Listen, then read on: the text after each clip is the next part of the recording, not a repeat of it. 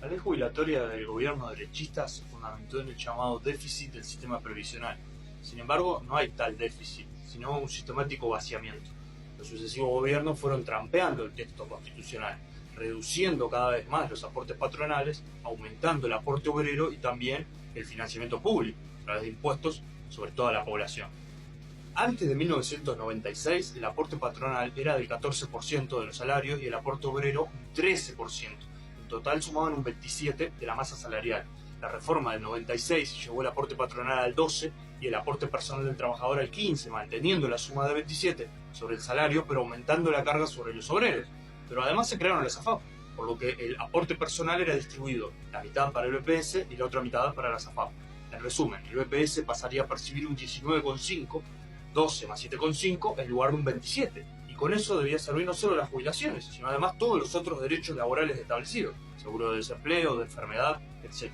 La reforma tributaria de Vázquez Astori de 2008 redujo el aporte patronal, ahora el BPS recibiría un 15%, 7,5 más 7,5, y el resto debería financiarse con impuestos, sobre todo el IVA, un impuesto al consumo que cae sobre toda la población y especialmente sobre los trabajadores.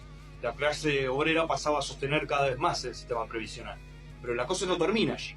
A esto hay que sumar todas las exoneraciones de tributos y aportes patronales que fueron estableciendo, algunos con rango constitucional, como las iglesias, la educación privada, y otras a través de distintas leyes de promoción de inversiones, zonas francas, etc.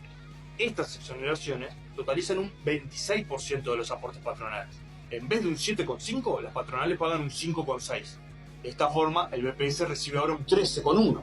Cada reforma jubilatoria fue introduciendo una rebaja en la fórmula de cálculo de la jubilación inicial, lo cual bajaba el monto de las pasividades para así liberar el presupuesto público cada vez más al pago de la deuda externa y los subsidios a los capitalistas. El presidente de la República dijo en la campaña electoral de 2019 que no se le iban a cambiar las reglas de juego a los que ya estaban trabajando, pero esa seguridad jurídica fue rápidamente abandonada cuando llegó al gobierno. El aumento de 60 a 65 años de edad para poder jubilarse provocará una mayor explotación de los obreros, que no solo deberán trabajar más años, sino aportar más años al BPS y la AFAP, a cambio de un peor cálculo jubilatorio, y al final recibir una jubilación menor. La permanencia de los trabajadores veteranos por 5 años más en su puesto de trabajo implicará agravar la cuestión del desempleo, sobre todo para las nuevas generaciones.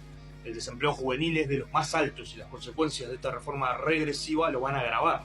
También si un trabajador pierde el empleo después de los 50 años, va a tener una situación muy complicada para obtener un nuevo trabajo, cuando le faltará mucho tiempo aún para llegar a la causal jubilatoria.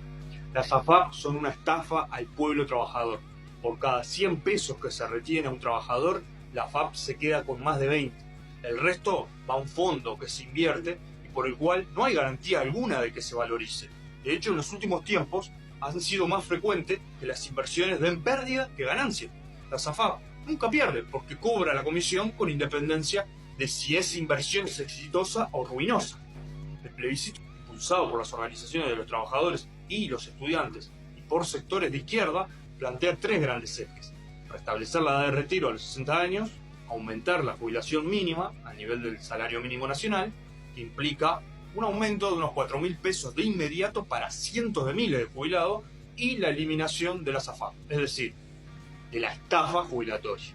Es necesario constituir comisiones por el plebiscito del pueblo en cada barrio, en cada localidad del país, para impulsar el voto por la papeleta blanca. El plebiscito entonces es un parteaguas, demuestra quiénes están del lado de los trabajadores y quién está del lado de los capitalistas, de los banqueros, de las AFAP. Llamamos desde el Partido de los Trabajadores entonces a ensobrar la papeleta blanca, la papeleta del sí, en defensa de la seguridad social y contra las estafas de las AFAP, hacia octubre por un triunfo popular que va a reforzar la lucha por un gobierno de trabajadores y por el socialismo. Adelante.